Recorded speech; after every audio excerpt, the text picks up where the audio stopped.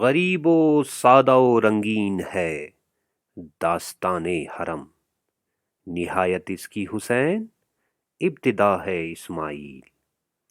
معروف عالم دین اور خطیب مولانا افتخار حسین انصاری نجفی کشمیری تابہ سرا، جو 30 ستمبر 2014 کو دار فنا سے عالم بقا کی طرف رحلت فرما گئے، اور نوجوان معالج ڈاکٹر عرفان علی میر، جو 10 مارچ 2014 کو وطن سے دور لیبیا افریقہ میں شہید کر دیے گئے۔